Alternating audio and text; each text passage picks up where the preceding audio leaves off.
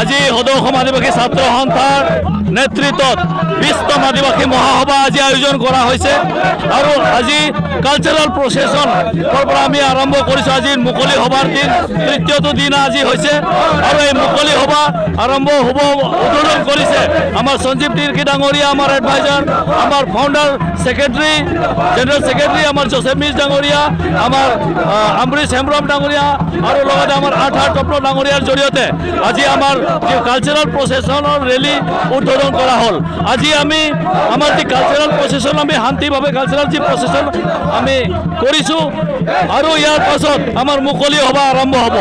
সদৌ অসম আদিবাসী ছাত্ৰ সন্থাই 20তম আদিবাসী মহাসভাৰ জৰিয়তে আদিবাসীসকলৰ অধিকাৰ, মাটিৰ অধিকাৰ, আদিবাসীসকলৰ জনজাতিকৰণৰ অধিকাৰ, আদিবাসীসকলৰ শিক্ষাৰ অধিকাৰ, আদিবাসীসকলৰ স্বাস্থ্যৰ অধিকাৰ, আদিবাসীসকলৰ সৰ্বাংগীন অধিকাৰ, চাহ শ্ৰমিকৰ মজুৰি আৰু কাষ্ট চাৰ্টিফিকেট, আদিবাসী কাষ্ট চাৰ্টিফিকেট যে আমাৰ দাবী আছে এই দাবীখিনি আমি আজি উত্থাপন কৰিম আৰু আমি চৰকাৰক, বিটিআৰ চৰকাৰক আৰু অসম চৰকাৰক আৰু ভাৰত চৰকাৰক এই মহাসভাৰ জৰিয়তে আমাৰ এই দাবীবোৰ আমি উত্থাপন কৰিম।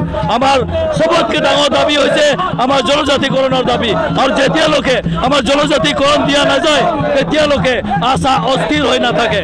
আশাৰ আন্দোলন চলি থাকিব, আশাৰ গণতান্ত্ৰিক আন্দোলন চলি থাকিব আৰু আমি উকিয়াই দিছোঁ চৰকাৰক, আমি ক'ব বিচাৰিছোঁ যে 2026ৰ ভিতৰত আদিবাসীসকলক, অসমৰ আদিবাসীসকলক যদি জনজাতিকৰণৰ মৰ্যাদা দিয়া নাযায়, কাষ্ট চাৰ্টিফিকেট যদি আমাক আদিবাসী হিচাপে দিয়া নাযায় তেনেহ'লে কিন্তু সদৌ অসম আদিবাসী ছাত্ৰ সন্থা শান্ত নাথাকে।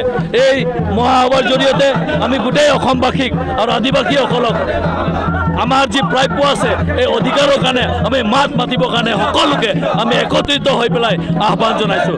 এই মহাসভাই আমি সকলো আদিবাসী জনগোষ্ঠীক একত্ৰিত অনাৰ কাৰণে এটা প্ৰচেষ্টা আছে।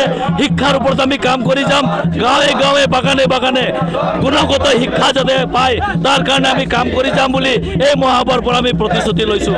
লগতে আমাৰ যি মাটিৰ অধিকাৰ আছে, আমাৰ বিশেষকৈ বিটিআৰৰ যি মাটিৰ অধিকাৰ আমি পোৱা নাই, এই মাটিৰ অধিকাৰখিনি আমাৰ ইয়াত বসবাস কৰা প্ৰত্যেকটো জাতি জনগোষ্ঠীৰ লগতে আদিবাসীসকল, আমাৰ সান্থালসকল, ওৰাং, হুগাৰ, মুণ্ডাসকল যে তেওঁলোকৰ মাটিৰ অধিকাৰ পায় বিটিআৰত, তাৰ কাৰণে আমি দাবী জনাম আৰু ইয়াৰ পাছতে আমাৰ যিখিনি প্ৰচেষ্টা আছে সেই প্ৰচেষ্টা আমি কৰি যাম। তাৰ কাৰণে আজি আমি সকলোকে আকৌ এবাৰ আমন্ত্ৰণ জনাইছোঁ 20তম আদিবাসী মহাসভাৰ শুভেচ্ছা সকলো অসমবাসীক আমি জনাইছোঁ। ধন্যবাদ।